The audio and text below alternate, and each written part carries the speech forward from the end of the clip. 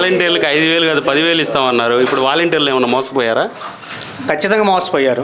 వాలంటీర్లు జగన్ గవర్నమెంట్లో 5,000 తీసుకొని రేపు వస్తే చంద్రబాబు వస్తే 10,000 ఇస్తాడని చెప్పేసి చాలామంది వాలంటీర్లు టీడీపీ గవర్నమెంట్ కూటమి సపోర్ట్ చేశారు.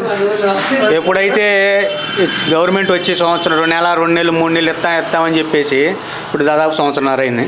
ఇంతవరకు దాని ఊసే లేదు. ఉన్న 5,000 పోయినాయి, వాళ్ళ జాబులు పోయినాయి. ఖమ్మంగా ఊర్లో 5,000 ఇస్తే హ్యాపీగా బతుకుతున్నారు, ఏదో ఎవరిని అడగకోకుండా. ఇప్పుడు 5,000 లేకపోవడం వలన అది కూడా ఇబ్బంది అయింది. ఇప్పుడు కూటమి ప్రభుత్వం పథకాలు ఇవ్వడంలో సక్సెస్ అయిందా, ఫెయిల్ అయిందా?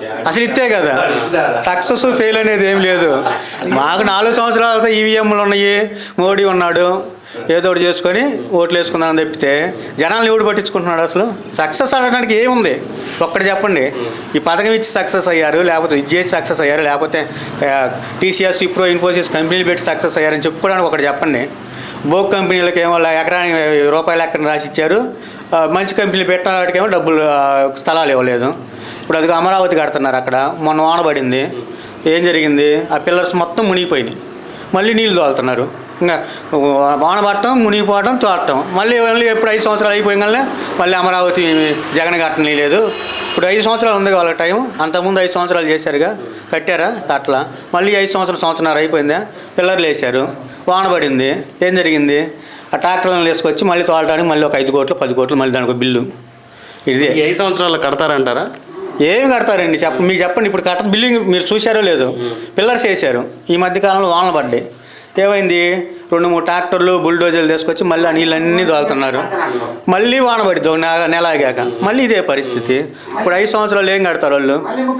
అదేదో రాజధాని ఏదో వైజాగ్లో ఉంటే ఆల్రెడీ డెవలప్ అయింది. ఆడ ఇన్ఫ్రాస్ట్రక్చర్ ఉంది, మంచి ఫారెస్ట్ ల్యాండ్ ఉంది, మంచిగా టూరిస్ట్ ప్లేసులు ఉన్నాయి చెప్పుకోవడానికి, సముద్రం ఉంది.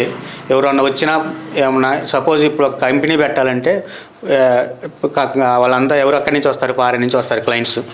వాళ్ళకి నచ్చాలి ఆ ప్లేస్. ఇప్పుడు హైదరాబాద్లో ఎందుకు కంపెనీ పెడుతున్నారు? హైదరాబాద్లో ఇన్ఫ్రాస్ట్రక్చర్ ఉంది, మెట్రో ఉంది, రోడ్లు ఉన్నాయి, కావలసినంత ల్యాండ్ ఉంది, ఎటు పోయినా చుట్టుపక్కల. అందువల్ల కంపెనీలు వస్తున్నాయి, పెడుతున్నారు. ఇప్పుడు అమరావతిలో ఇన్ని ఎకరాలు చేశారు, ఉపయోగం ఎవరు చేసుకున్నారు? ఎవరికి ఉపయోగం లేదు. ఎవరు ఎందుకు పెడతారు? పోయినసారి వరదలు వచ్చినాయి, మొత్తం కొట్టుకోపోయింది, అందరూ తెలుసు ఎంత నష్టం జరిగిందో. ఇప్పుడు మళ్ళీ కంపెనీ అక్కడే పెట్టాలంటే ఎట్ట పెడతారు?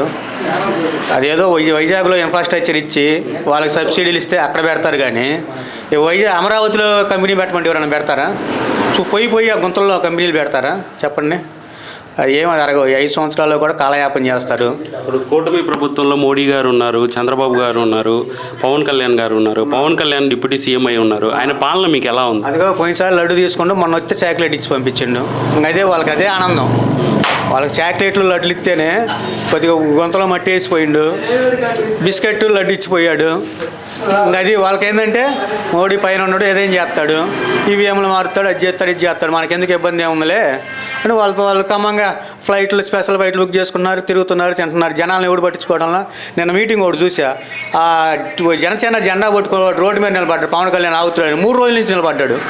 కానీ పట్టించుకునే అసలు వాడి మొహమే చూడకుండా పోయాడు. తర్వాత అంటున్నాడు, ఎవరు నాలాంటి వాళ్ళు ఎవరు ఇబ్బంది పడవద్దు, ఓటేసిన వాళ్ళు అందరూ ఇట్లా జరుగుతుందని చెప్పేసి అతనే బహిరంగంగా చెప్పాడు. అట్లాంటి వాళ్ళు ఎంతమంది ఉన్నారు తెలుసా? ఓటేసిన ప్రతి ఒక్కరు అదే అంటున్నారు. ఇప్పుడు లాస్ట్ టైం కూడా 30,000 మంది అమ్మాయిలు కిడ్నాప్ అయ్యారు, నేను తీసుకొస్తా అన్నారు పవన్ కళ్యాణ్ గారు. తీసుకొచ్చారా? తీసుకొచ్చాడండి. అందరిని తీసుకొచ్చి ఎవరింటికి వాళ్ళకి అప్పు చెప్పేశాడు. వాళ్ళ అమ్మాయిలు జాగ్రత్తగా వాళ్ళకి ఇచ్చేసాడు. ఎక్కడ పోయారు మరి? ఇప్పుడు ఆ మాట మాట్లాడటం లేదే. 30,000 మంది మిస్సింగ్, వాలంటీర్లు తీసుకుపోయారు, ఎలా పోయి మిస్సింగ్ చేశారన్నారు కదా. మరి అదేది దిశ ఏది?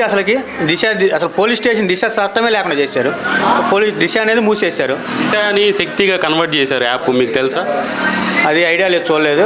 ఏది చేసినా నిన్న పోలీస్ స్టేషన్కి వెళ్ళి దిశ అనేది లేదు సార్, మేము ఇక్కడ పని చేసుకుంటున్నాం అన్నారు. దిశ అనే చట్టం అనేది అంతకుముందు ఒక ఫోన్ కాల్ చేస్తే భయపడేవాళ్ళు. ఒక యాప్లో ఒక నెంబర్ ఇస్తే పోలీసులు డైరెక్ట్గా వెళ్ళిపోయి ఆ లొకేషన్కి వెళ్ళి ఎంక్వైరీ చేసేవాళ్ళు. కానీ ఇప్పుడు దిశ లేదు, ఏం లేదు.